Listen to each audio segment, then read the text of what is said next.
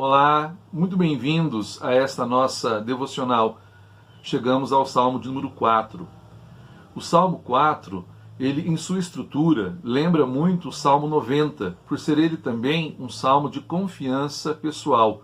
Mas em alguns dos seus aspectos, ele se liga intimamente numa espécie de continuação ao Salmo 3. Spurgeon chega a dizer que o Salmo 3 é o Salmo da manhã, que se ora pedindo a Deus que a faina diária seja vivida de tal maneira que, chegando à noite, depois das muitas adversidades e lutas do dia, possamos descansar tranquilamente. E o Salmo 4 é exatamente o contrário. Uma vez vividas as vicissitudes e as adversidades da jornada de um dia, chega-se à noite confiadamente descansado nas promessas de Deus, que recomenda-se a ele toda a totalidade da vida e se descansa em paz, em tranquilidade. Colocando estas duas coisas, a peculiaridade do contexto do Salmo 4 é que é interessante. O autor deste salmo é alguém que viu-se, de repente, tendo a sua reputação destruída, a sua honra atacada e a sua biografia manchada ou desconstruída por homens ou mulheres de línguas venenosas. O fato é que ele estava sendo o objeto de fofocas, de maledicências, de pessoas que levantavam ilações contra ele, homens e mulheres volúveis e vaidosos que amam as coisas vãs e as coisas vazias, sem sentido, pessoas de coração e mentes desocupadas que não tinham exatamente o que fazer e, por algum motivo que nós não conhecemos, começaram a atacar a honra deste homem, começaram a atacar o bom nome deste homem, destruindo a sua reputação.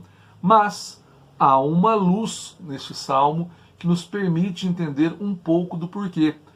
Este salmista, este autor, ele se identifica como um homem piedoso, como um homem religioso, como um servo de Deus, como alguém que ama a justiça, que adora o Senhor, que procurava harmonizar a totalidade da sua vida com a vontade de Deus. Aqui talvez esteja exatamente o motivo dele ter se tornado objeto de línguas ferinas. Porque é possível, irmãos, que uma vida piedosa, uma vida santa, cause tanta perplexidade e tanto incômodo que as pessoas reajam exatamente procurando como destruir-nos, apegando-se às nossas pequenas ou até grandes contradições, aquelas coisas que não são exatamente bem colocadas pelo nosso procedimento, uma vez que nós professamos uma fé que requer santidade. Às vezes acontece de que não há plena sincronia e simetria do nosso caráter com a nossa fé. Óbvio, nós somos pecadores, pecadores redimidos pelo sangue de Cristo, mais pecadores, pecadores que acharam graça diante dos olhos de Deus, mais pecadores. E as pessoas que não entendem nada de graça, nem de pecado, nem de misericórdia, nem de perdão, nem de justiça, nem de iniquidade, pessoas cegadas para essas realidades espirituais, elas se julgam no direito de, quando são confrontadas, ainda que sem palavras, por vidas que a graça de Deus alcançou e que, ainda que não sejam perfeitas, mas buscam o caminho da perfeição, conformando a sua vida dia a dia, enquanto luta com os seus pecados e resiste às tentações do mundo, à conformação de Cristo pelo Evangelho, é possível que estas vidas incomodem tanto que as pessoas então se enchem de ódio gratuito e perseguem. Fofoca dói, maledicência dói. Nós sentimos a força, o furor da ilação, da fofoca, das acusações gratuitas, dos julgamentos temerários, como sentíssemos o peso de um soco, a força de um coice, machuca. E o que este autor do salmista nos recomenda? Nos recomenda colocar a cabeça no travesseiro, consultar o coração, nada achando que possa comprometer-nos, esperar pelo Senhor, descansar nas suas promessas e deixar que Deus lute as nossas batalhas. Deixar que Deus lute as nossas querelas de cada dia, deixar que o Senhor, Ele mesmo, se movimente em atenção às nossas demandas e assim, vencidos os dias em que nós estamos num caldo de cultura, de fofoca e maledicência, no final destes dias descansarmos tranquilamente, porque o Senhor, Ele cuida,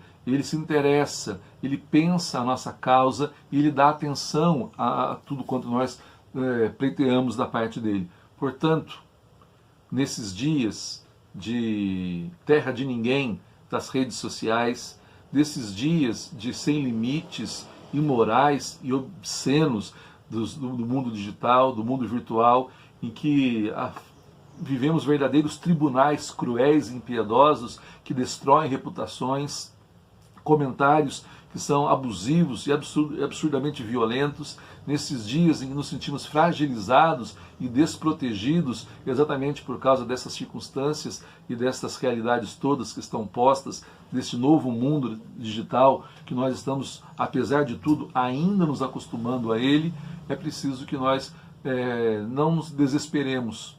E mesmo quando as coisas estiverem muito perto de nós, até mesmo na comunidade de fé, que nós esperemos pelo Senhor, descansemos dele, deixemos que ele faça justiça, deixemos que ele lute as nossas causas, que nós não paguemos nunca, jamais o mal com o mal, que jamais queremos fazer justiça com as nossas próprias mãos e que a vingança passe longe de nós, que nós não lutemos com paridade de armas de maneira nenhuma com esses tais, mas ao mesmo tempo, se é preciso pedir a Deus que jamais venhamos a ser vítimas de línguas assim, também é preciso pedir a Deus que nos livre de emprestar a nossa própria língua e os nossos ouvidos para não só fazer espalhar, mas também dar guarida à maledicência e à fofoca.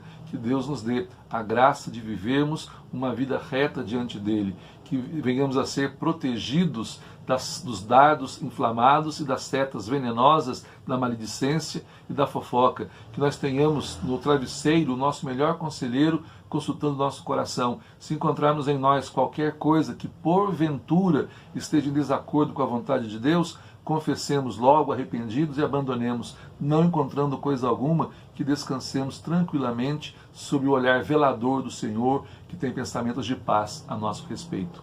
E que Deus, irmãos, nos ajude a orar com o Salmo 4, confiando-nos todos os dias ao Senhor nosso Deus, fortaleza e refúgio nosso. Pai querido, Deus bondoso, rogamos-te, Pai amado, que Tu nos livres de línguas venenosas e de palavras injuriosas. Que Tu, ó Deus, nos livre daqueles que desconstroem biografias e arruinam reputações. Ao mesmo tempo, Pai amado, que Tu não permitas jamais sermos nós mesmos ministros desta infâmia e desta injustiça. Coloca, ó Deus, freio nos nossos lábios e nos faz surdos, ó Deus, para a fofoca e a maledicência. Que jamais sejamos nós agentes causadores deste mal.